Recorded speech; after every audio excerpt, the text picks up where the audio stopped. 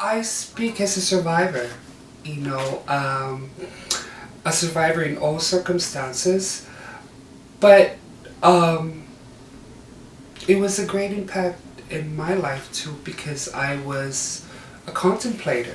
In high school, when I was in a domestic violence, a dating violence relationship, and I always thought that maybe one of the few ways to get out of that relationship was to commit suicide.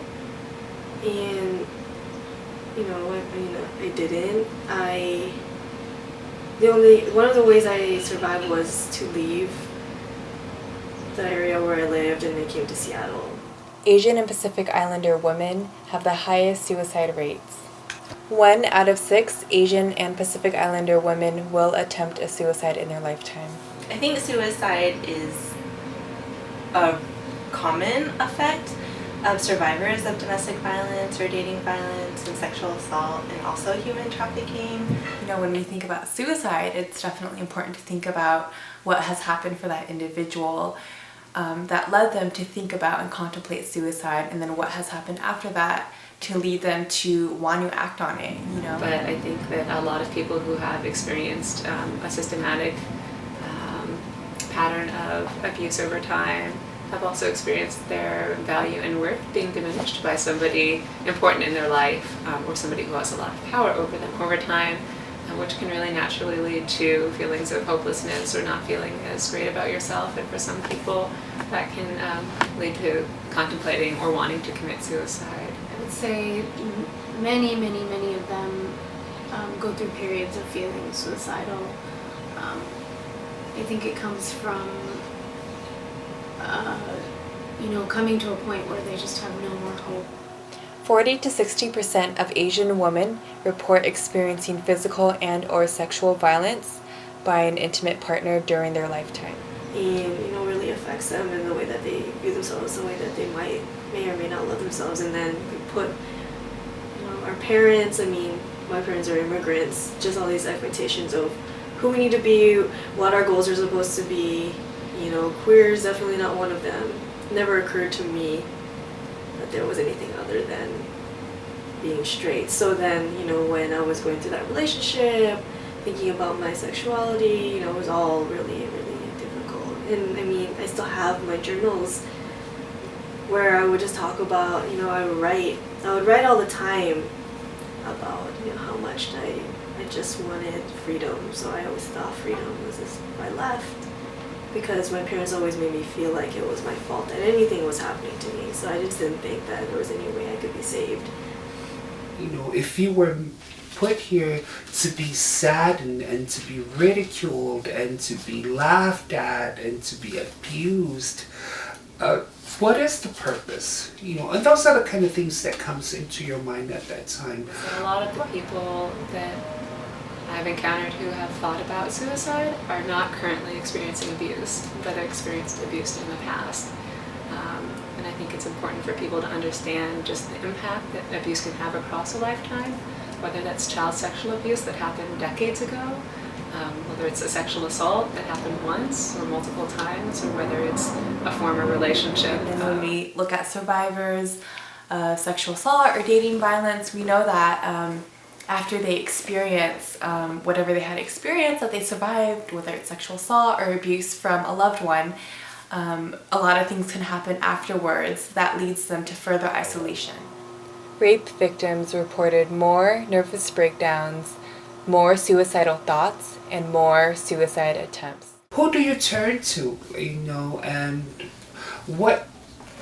who is there for you? And in the past, I have, I think, 2 or 3 clients that at some point told me that they want to kill themselves. And I think, the response is always like, wow, okay, what can I do to prevent that?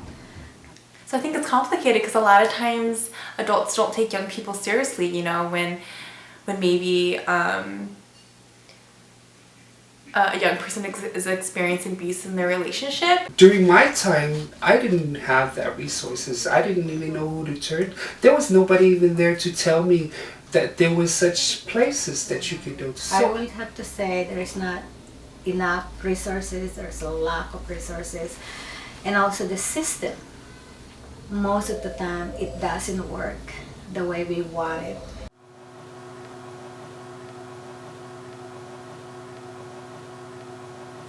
Suicide is the leading cause of death among young people. I can say it because personally I experienced this. One of my good friends, really good, close to us, their daughter, just killed herself. And so it was sort of a shock. And I think all of us kind of feel guilty about it because that kid is so close to us. It's my children's friends. And so I think the impact in the community is then all of us in the community come together to support each other, to really just celebrate the life of her and not focus on the negative part of it. And I know that it's so difficult for all of us to go through that, but I think it's a process of healing and also understanding that we have to be aware of how we can prevent that, or how precious is the life of a person, that whenever you have time you need to make sure that you are able to show or prove how much you care about or love this person. So I in fact have a family that I know who the daughter just committed suicide last few months, and even though the police already conclude that this person has committed suicide, but the family totally not agree and keep trying to say that somebody has killed her, but through all the investigation, none of the evidence showing that somebody has assaulted her or killed her. And the whole family keep saying that this is a murder case. But all of her friends, including my cousin is her best friend, saying that this girl has been depressed for a while already, and she has cried out to many people, and as a result she committed suicide. Why are we silent?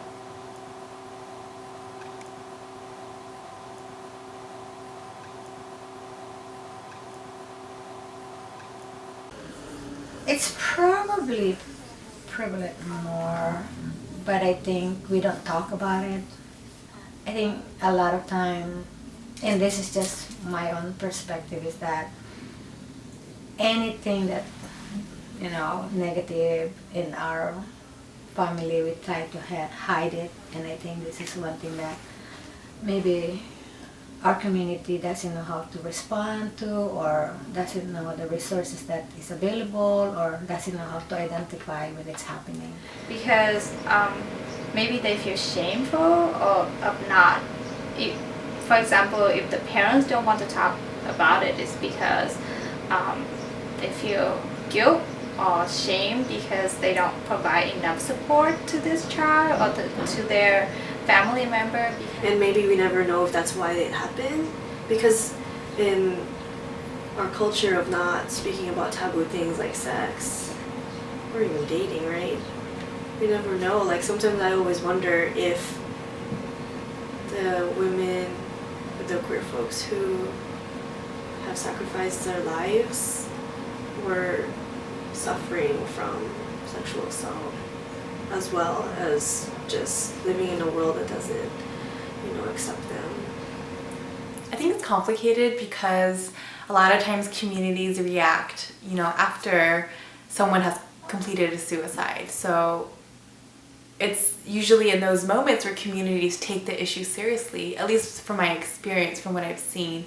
But what I see missing is taking hints, when someone's giving hints that they're thinking about suicide or maybe not in a very good place in their life, there's usually not a lot of support for that person. And I think at least in my experience, I still hear sometimes there's still a lot of judgment with people who need that extra support, I think sometimes the fact that suicide in South Asian culture, like I said, sometimes with our participants, sometimes speaking of wanting to kill oneself is a way of expressing grief, so maybe it won't be taken seriously as like someone really wanting to kill themselves. Or it's even used sometimes as emotional blackmail, you know, with sort of maybe more traditional parents or people, you know, saying you have to do this or you have to do this or that thing, otherwise I'll kill myself. And almost it's used in many ways in that I feel prevent it being taken seriously when you're actually talking about suicide, not talking about just feeling grief or trying to get, you know, force somebody to do something. So I think one issue that people don't always think about when thinking about issues of suicide in the context of abuse or sexual assault, usually people think of survivors and how survivors might be impacted and may lead to thoughts of or attempts of suicide. But we also sometimes see abuse being not abuse. We sometimes see suicide, threats of suicide being used by people who are abusive as a mechanism to control a survivor. And so it might be a particularly effective way if a survivor is thinking about leaving or making some demands within the relationship or asking for certain boundaries to be set. That could be an ultimate kind of trump card that an abusive person could leverage to get the person to stay in the relationship or otherwise control their behavior, which isn't to say that threats of suicide should. I think there's also the misperception sometimes that suicide is something that people just use to get attention or out of drama, and don't want to necessarily equate all expressions of thoughts of suicide with that, but to be aware that within the context of abuse, things can be more complicated than they might at first seem.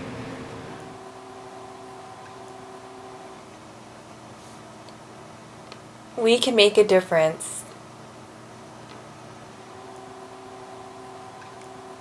I think, you know, whether it's someone who is, if someone definitely is having suicidal thoughts or you know, has a plan and are expressing that to people in our community, to somebody individually, you know, to really listen and take it seriously. Have patience and compassion in supporting that person throughout their lifetime and not expect them to just snap out of it or get over it because a certain amount of time has passed, but to understand that the impacts can come back over time. It might be years later, you might be doing well for a while, and something could come up that triggers memories of past abuse that are particularly painful, or a difficult period in life could trigger memories that might lead to thoughts of suicide, and for people to just know that supporting a survivor is something that doesn't end at a certain period, but something that can be extended throughout their lifetime. We go through in life, the sun will always rise and the sun will always set, meaning that there is always something the next following day that's positive.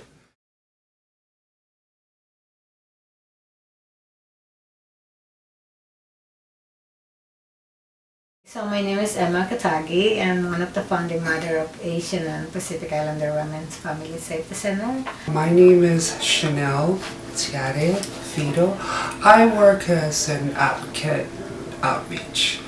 My name is Ha Nguyen, and my role is I am a victim advocate. My name is Judith Kamasigi, and I am one of the program managers here at API Chaya. My name is Amber, and I work at API Chaya as a program manager. I'm Jules, and I'm the coordinator at API Chaya. My name is Sarah Rizvi, and I'm an advocate here at API Chaya.